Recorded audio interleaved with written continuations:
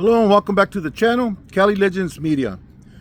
Before I begin, I want to say thank you to all the subscribers, all of you who hit those likes, those hype buttons, and leave your comments in the comment section. It's very highly appreciated. It's a good way to support the channel without it costing anything.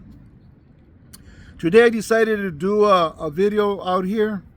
It's not such a beautiful day. There's some overcast, but nevertheless, this is my kind of weather. I like it when it's cool. I don't like it when it's hot, and you know, where your only escape is air conditioning, right? So I don't mind. Anyways, today's video is based on a title that I came across on another podcast as I was going through the videos on YouTube, right? And it was I don't know if it was put on there as a question, but I'm going to put it out there as a question. Are we a product of our environment? Okay. And I think that has a lot to do when you're very young. Okay. What you're exposed to, the kind of life that you're forced to live, because you can't decide where you're going to live or who you're going to live with. And basically you take whatever life's going to hand to you, right? Let me give you an example, okay? I grew up 4 houses away from my cousins, okay? I believe there was 4 boys and 2 girls. And then with my household, there was 3 boys besides me and 2 girls, right? And I think the households were totally different, okay? Because I used to go to my uncle's house often. You know, I was always over there. And I don't think they experienced the same thing in their lives that we experience in ours. And one of the reasons was because I had older siblings that belonged to the neighborhood, okay? Number one. Number two, one of my sisters was married to influential homeboy at the time. He's older now, but at the time he was very influential in the neighborhood. And, you know, there's a lot of stories about him that I would hear. So I kind of looked up to him and respected the things he did and stuff. Hence, his drug habit. I was always curious and figure, hey, if he did it, it must be good. You know, if he likes it, there must be something there, you know. And that partly swayed me to ever even trying chemicals, you know, drugs. But as far as a gang aspect or a prison life and all of that stuff, look, I grew up in a house when I was very young that was getting shot up.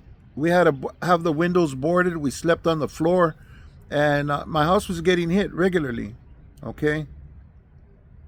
Not without reason. But it was gang. It had to do with gangs. You understand? So as a young child, you know, waking up, hearing gunshots, and then seeing bullet holes in the walls, and it even got to the point where we had to move out, even though the house belonged to my family. They were buying it at the time. We had to move out for a certain amount of time. When we moved back, only the younger people moved back.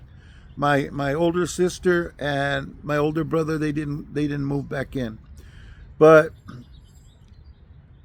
I remember all through my life growing up, I was seeing fights in the yard. My cousins would come over. They'd be partying with some of my brother's homies, and they'd get in fights, and I'd be standing at the window looking at them. Then they'd come in the house and talk about it, and I was all intrigued with the whole thing, you know. I was a little boy, and I was thinking, man, when I become a big guy, you know, I was going to get down like that, you know. And in my cousin's house, the older siblings, you know, were going to school. They were doing art, a lot of stuff. Even though one of my cousins from that group of siblings did get involved to a certain level with a neighborhood, okay, with Fort Maravilla.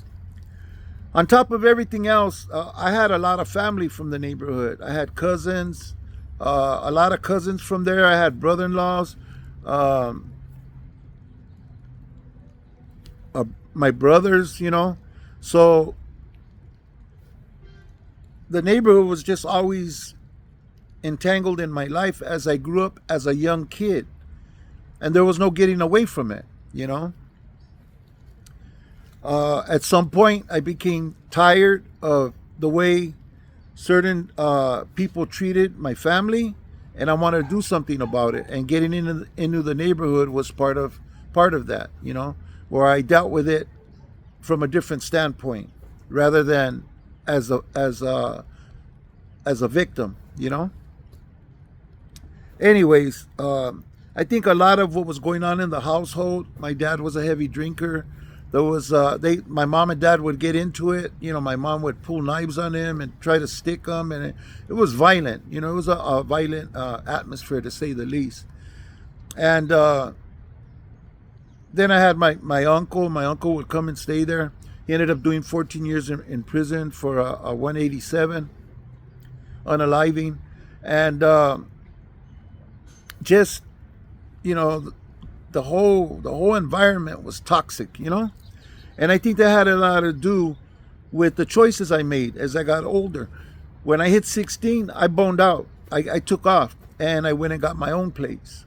Okay, got an apartment, got myself a job. I graduated high school early because, you know what, no matter what, through all of this, my parents really pushed school on me heavily. They even paid for me to go to a private school, you know. Salesian High School, which had nothing but boys there, you know, and they had a scholastical program there.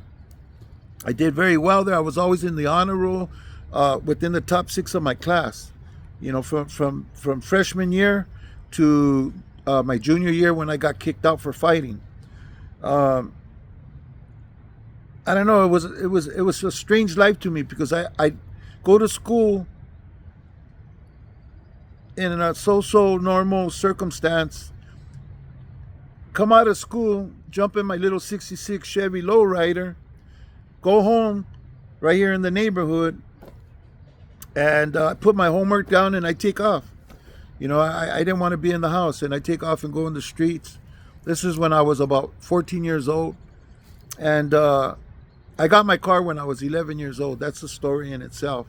But the point is, I'd go back in my car and hit the neighborhood, you know, and get home at 2 o'clock in the morning, knock out my homework, go to sleep for an hour, and I'd be in school, you know, and sleep at school whenever I got a chance. And I always got good grades. You know, the work was not difficult for me. I learned really fast. I picked up concepts and stuff. And I think that's why my parents figured I was going to do things and go places. And they put that money for me so that I could go to a college if I kept my GPA up. And, you know, it's sad, but it wasn't until I went to prison that I got my associate's degree. And I was fortunate enough to get out and find a company that had an educational program that sent me to get my bachelor's at University of Phoenix. Anyways, my point of all of this is, when you're a certain age, you have no choice but to take what life hands to you. And you can become a product of your environment. You can. But when you reach a certain point in your life where you're able to make decisions and do things differently the way you want to do them, then you can make that move, you know. But you have to be prepared to go out and make it happen, you know. Like I said, when I was 16, I went and I got my apartment. I ended up working at Tune-Up Masters, and you know, that was it. I just never went home after that. And I think my parents were glad too, because in the last maybe year that I was there, man, I was running amok, you know. And I think they thought that this would slow me down, when actually, because of my own poor decisions, only made my involvement and the things I was doing in the streets amplified, because I had, all I had to do was go to work, and come home and, you know, just do the damn thing. And I may have struggled and stuff, but I did have a bomb and I had a car. I had a bunch of rifles and fishing poles. Man, I had all kinds of stuff to enjoy myself with.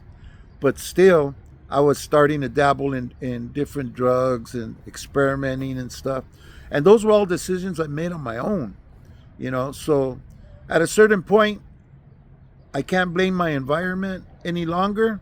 It was, I don't know if I was already molded a certain way of and had a certain way of thinking already, or if I just made those bad decisions, to get involved with those kind of stuff, getting high and, fighting in the streets and, hanging around with the rough crowd. I can't call it, but I would say if I had to make a choice right now, I wouldn't say it was because of my environment. That was all me, all poor decisions. And I'm not saying everything I did was decided poorly, but the things that got me addicted and the things that got me eventually put in prison, obviously were bad decisions and bad choices. So yeah, as a young kid, man, you're trapped. There's nothing you can do.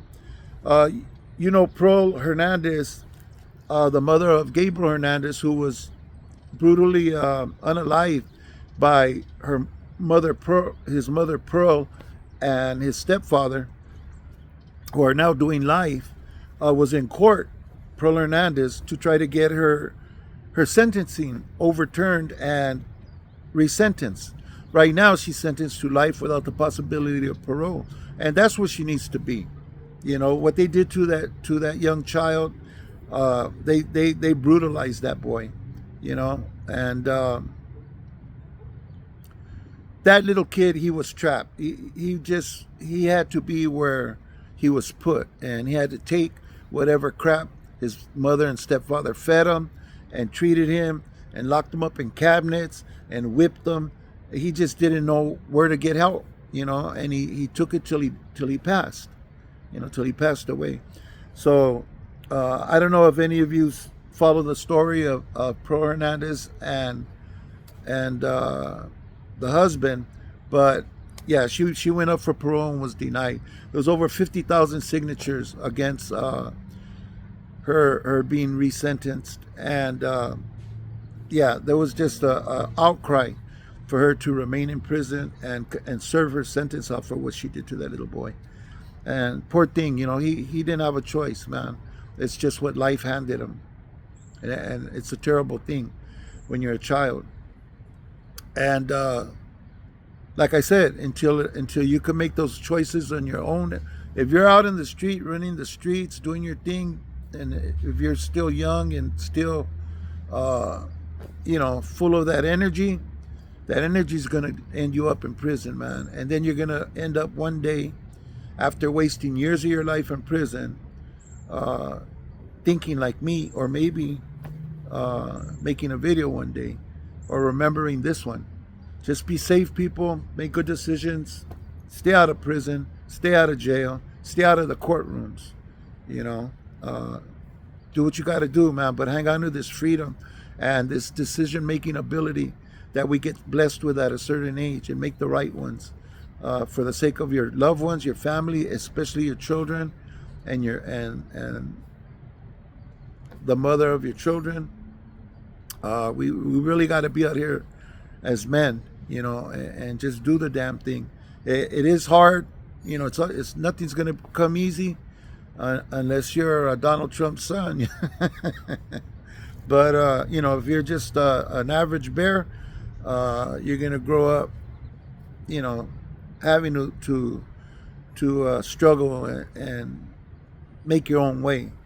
So stay safe out there, people, and yeah.